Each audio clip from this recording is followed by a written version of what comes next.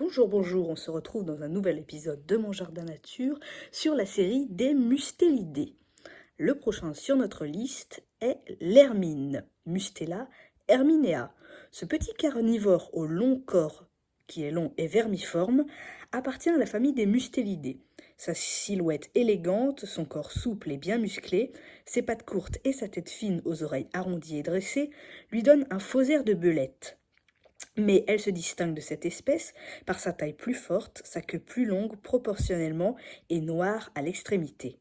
Elle est très farouche et on ne peut en général l'apercevoir que de loin, ce qui rend son identification très délicate. Ici, on aperçoit une hermine sous forme blanche entourée de neige, puisque son pelage est variable. L'hiver, elle devient blanche, mais l'été, elle est brune, comme sur cette photo ou sur celle-là. Brune, roux, mais le bout de la queue, lui, reste toujours noir. Alors, on reprend. Les mâles mesurent de 30 à 40 cm avec la queue, longue de 7 à 12 cm. Ils sont plus forts que les femelles dont la taille varie entre 19 et 29 cm. Cette disparité de dimension qui, en poids, se traduit par une différence moyenne de 100 grammes, se répercute sur les habitudes de chasse. Ainsi, les femelles, dont les besoins alimentaires sont plus faibles, ne sont efficaces que dans la chasse aux petites proies, alors que les mâles peuvent chasser des plus grosses proies comme des lapins. On va directement faire une liaison sur son régime alimentaire. L'hermine se nourrit principalement de petits rongeurs, campagnols, souris, mulots, rats, mais elle peut également s'attaquer à des lapins, voire de jeunes lièvres qui sont plus gros qu'elle.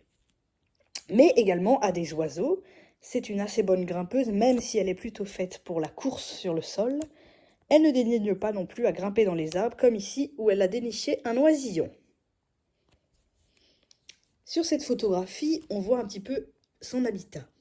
Elle vit dans les grandes plaines, mais pas dans des terriers. Elle apprécie généralement les milieux rocailleux pour y faire son nid.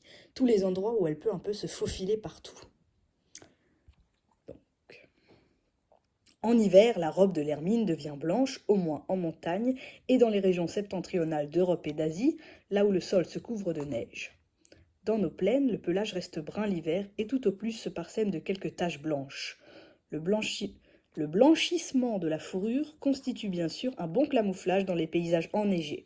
En revanche, il diminue la défense de l'animal contre le froid, le blanc réfléchissant les rayons solaires alors que les teintes sombres les absorbent.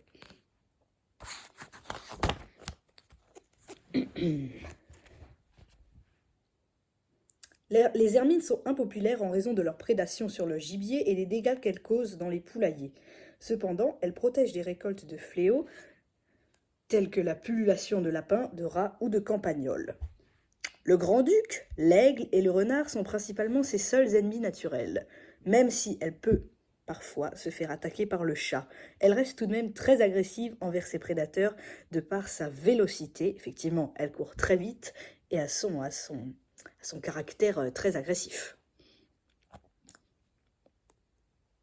Elle se reproduit en été et une implantation retardée de l'ovule. Les naissances des jeunes hermines ont lieu en avril-mai et leur nombre de petits est de 6 à 13 par portée. Elles aiment les lieux boisés, parfois les bords de cours d'eau ou les montagnes, et on les trouve principalement à la campagne. Je vous laisse sur cette dernière belle petite image d'hermine que je trouve vraiment extrêmement mignonne. Et je vous retrouve dans une prochaine vidéo qui sera consacrée cette fois-ci au putois.